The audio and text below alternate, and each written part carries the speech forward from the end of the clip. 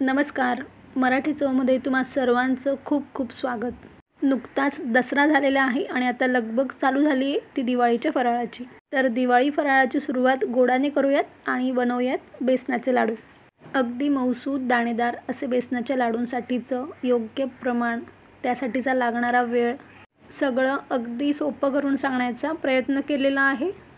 तरी व्हिडिओ कुठेही स्किप न करता शेवटपर्यंत बघत राहा. लगेचच रेसिपीला सुरुवात करूयात. सगळ्यात अगोदर आपण वाटीचं प्रमाण बघणार आहोत. तर त्यासाठी मी इथे 2 वाटी बेसन पीठ घेतलेलं आहे. त्यासाठी 1 वाटी पिठी साखर, अर्धा वाटी तूप घेतलेलं आहे, चारोळी आणि वेलची पूड घेतलेली आहे. लाडूसाठीचं बेसन पीठ घेताना ते जाडसर असावं, खूप बारीक असं फाईन बेसन पीठ टाळायचं आहे. आता लगेच आपण वजनी प्रमाण बघून घेऊयात. तर आपण जे 2 वाटी बेसन पीठ घेतलेलं होतं ते बरोबर इथे 250 ग्रॅम बेसन पीठ आहे. मी अगदी कमी मापाचे इथे लाडू दाखवणार आहे.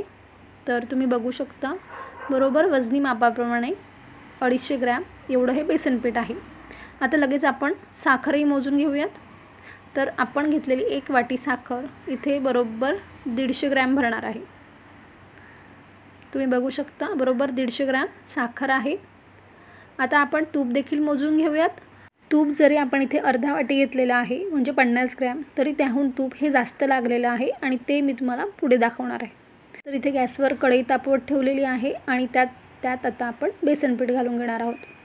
तर सुरुवातीला मिनिटभर आपण बेसन पीठ असंच कोरडं भाजून घेणार आहोत. आणि आपण बेसन पीठ भाजताना गॅसची फ्लेम जराही कुठे वाढवायची नाही आहे. सुरुवातीपासून शेवटपर्यंत गॅसची फ्लेम ही आपल्याला कमीच ठेवायची आहे. ही गोष्ट आवर्जून लक्षात ठेवा. आता आपण घेतलेल्या तुपापैकी निम्म तूप इथे घालून घेणार आहोत. सगळंच तूप एका वेळी घालायचं नाही आहे. इथे मी निम्म तूप घालून घेतलेलं आहे आणि आता बेसन पीठ आपण छान तुपात भाजून घेऊयात. लाडू करण्यासाठी साहित्य जरी कमी लागत असलं तरी वेळ मात्र जास्त लागतो. म्हणून लाडू हे अगदी निवांत वेळी बनवायचे. कारण लाडूसाठीचं जे बेसन पीठ आहे ते अगदी खमंग भाजलं जाणं खूप गरजेचं आहे. कारण त्यावरच लाडूची सगळी टेस्ट ही अवलंबून असते. म्हणून बेसन पीठ भाजताना अजिबात घाई करायची नाही आहे. गॅसची फ्लेम आपल्याला कुठेही वाढवायची नाही आहे. मंद गॅसवर भाजलेल्या बेसन पिठाच्या लाडूची चव खूप सुरेख असते. म्हणून थोडे आपण पेशन्स ठेवून बेसन पीठ हे भाजून घ्यायचं आहे. बेसन पीठ भाजून घेताना ज्या हलक्या हलक्या गाठी होतात त्या आपण लगेच झाऱ्याने मोडून घ्यायच्या आहेत. आणि आता सुरुवातीपासून आत्तापर्यंत 10 मिनटं झालेली आहेत. आता यात उरलेलं तूप देखील घालून घेऊयात. मी इथे तुपाचं प्रमाण कमी का घेतलं, कारण बेसन पीठ जर जुन्या डाळीपासून तयार केलेलं असलं तर ते तूप जास्त शोषून घेतं आणि जर नवीन डाळीपासून बेसन पीठ तयार केलेलं असलं तर ते कमी तूप शोषून घेतं. त्यामुळे तुपाचा अंदाज आपण सुरुवातीला जरी अर्धी वाटी एवढा ठेवलेला होता तरी देखील आपण लागत ते तूप अजून वाढवणार आहोत. तर तुम्ही बघू शकता मिश्रण आपल्याला थोडंसं कोरडं दिसतंय, पण याचा अर्थ असा नाही की तूप अगदीच कमी आहे. कारण बऱ्याच वेळा काय होतं, सुरुवातीला पीठ हे सगळं तूप शोषून घेतं आणि जेव्हा ते भाजत येतं तेव्हा त्यातलं तूप हे सुटत जातं. तर आता तूप बरंच कमी दिसतंय, तर म्हणून मी इथे 2 चमचे आणखीन तूप घालून घेते.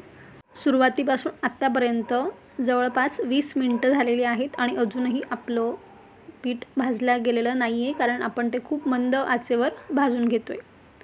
कारण गॅसची फ्लेम आपल्याला कुठेही वाढवायची नाही आहे. आणि पूर्ण पीठ भाजण्यासाठी किती वेळ लागतो हे तुम्हाला मी सगळ्यात शेवटी सांगेन. आता पिठाचा रंग छान बदललेला आहे तरी देखील मी यात अजून 1 चमचा तूप घालून घेते. म्हणजे अर्धा वाटी आणि 3 चमचे तूप आपल्याला यासाठी लागलेलं आहे. आणि आता हळूहळू बेसन हे भाजत आलेलं आहे. त्याचा रंग बदलायला लागलेला आहे आणि ते आता जे शोषून घेतलेलं तूप आहे ते आता ते रिलीज करायला लागलेलं आहे, म्हणजे ते सोडायला लागलेलं आहे. तर यावरून आपल्याला अंदाज येतो की बेसन पीठ हे आता भाजायला आलेलं आहे. आणि शिवाय सुगंध बेसन पिठाचा घरभर दरवळतो आहे. बऱ्याच वेळा काय होतं की आपल्याला पीठ हे कोरडं वाटतं आणि आपण आणखीन तूप घालत जातो आणि मग नंतर शेवटी ते खूप पातळसर होतं. मग त्यामुळे अशी चूक करायची नाही. सुरुवातीलाच खूप तूप घालायचं नाही, कारण बेसन पीठ हे हळूहळू तूप सोडायला लागतं. तर बघा, अशा कन्सिस्टन्सीचं आपल्याला पीठ हे भाजून घ्यायचं आहे। खूप अगदीच पातळसर पीठ नको भाजायला, नाहीतर मग लाडूचं मिश्रण खूप सैलसर होतं आणि त्याचा आकार हवा तसा गोल येत नाही। आता लाडूचं पीठ भाजून झालेलं आहे। आपण यात मोठ्या चमच्यावर पाणी घालून घेणार आहोत आणि लगेच पटापट हे मिश्रण आपल्याला मिक्स करून घ्यायचं आहे। याने काय होतं, लाडूचं मिश्रण आहे ते अगदी छान रवेदार होतं आणि टाळूला अजिबात चिकटत नाही। तुम्ही याऐवजी दुधाचा वापर केला तरी देखील चालेल। आता पीठ आपलं छान असं रवेदार तयार झालेलं दिसतंय। आता गॅस बंद करून पीठ एका ताटात काढून घेऊयात। तर तुम्ही बघू शकता आपण हे सगळं मिश्रण एका ताटात पसरवून घेतलेलं आहे आणि ते बऱ्यापैकी थंड होऊन द्यायचं आहे। तर आता हे मिश्रण बऱ्यापैकी थंड झालेलं आहे। आता आपण यात पिठी साखर मिक्स करणार आहोत। गरम मिश्रणात अजिबात पिठी साखर घालायची नाही आहे। मिश्रण पूर्णपणे थंड होऊ द्यायचा वेळ नसेल तरी ते कोमट तरी असावं, अगदीच गरम मिश्रणात साखर चुकूनही घालायची नाही। तर आता मिश्रणात आपण साखर छान मिक्स करून घेऊयात आणि उरलेली सगळी साखर आपण यात घालून घेणार आहोत आणि सुरुवातीला चमच्याने मिक्स करून घेऊन नंतर त्याला हाताने अगदी व्यवस्थित एकजीव करून घेऊयात। आणि सुरुवातीला जरी ते आपल्याला खूप पांढरट वाटत असलं तरी पूर्ण मिक्स झालं की रंग अगदी सुरेख येतो। तर आता हाताने छान ते हवंच तर तुम्ही दोन्ही हाताने म्हणा किंवा एका हाताने छान असं एकजीव करून घ्या। पण एकजीव करून घेणं अगदी गरजेचं आहे, कारण त्यामुळे लाडू सर्व बाजूने सारखाच गोड लागतो।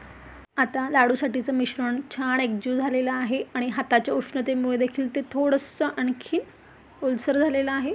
तर आता आपण यात वेलची पूड घालून घेऊयात आणि या स्टेजला तुम्ही तुमच्या आवडीचे ड्रायफ्रूट्स थोडेसे तुपावर शॅलो फ्राय करून यात घातले तरी देखील चालतील, पण मी यात ड्रायफ्रूट्स घालत नाही आहे। तुम्ही तुमच्या आवडीचे ड्रायफ्रूट्स इथे घालू शकता। आता आपण याच ताटात एका बाजूला तयार केलेले लाडू ठेवून घेणार आहोत। तर तुम्ही बघू शकता अगदी इझिली लाडू हा वळला जातो आहे, खूप अगदी तुपकट नाही आहे, नाहीतर मग लाडूचा शेपच येत नाही। लाडू ठेवला तयार करून की तो खाली बसतो, म्हणून आपण घातलेलं तुपाचं प्रमाण हे अगदी योग्य असं झालेलं आहे। आणि बघा अगदी सुरेख लाडू वळला गेला ना तरी देखील त्याला हवी ती शाईन येत नाही। त्यासाठी लाडू हा दोन्ही तळहाताने छान गोलाकार फिरवत जायचा, म्हणजे त्याला अगदी मस्त अशी शाईन येते। तुम्ही हवंच तर एकदा बघा, एका हाताने एक लाडू केलेला आणि दोन्ही हाताच्या मदतीने लाडू केलेला, दोन्हींच्या शाईनमध्ये खूप फरक असतो। तर छान असा दोन्ही तळहातांमध्ये हलकासा गोलाकार फिरवला ना की अगदी सुरेख त्याला चमक येते। तर बघा तुम्ही हवे त्या आकाराचे लाडू आवडीप्रमाणे करून घेऊ शकता। बघा किती सुरेख लाडू दिसतो आणि रंग बघा अगदी सुरेख असा आलेला आहे।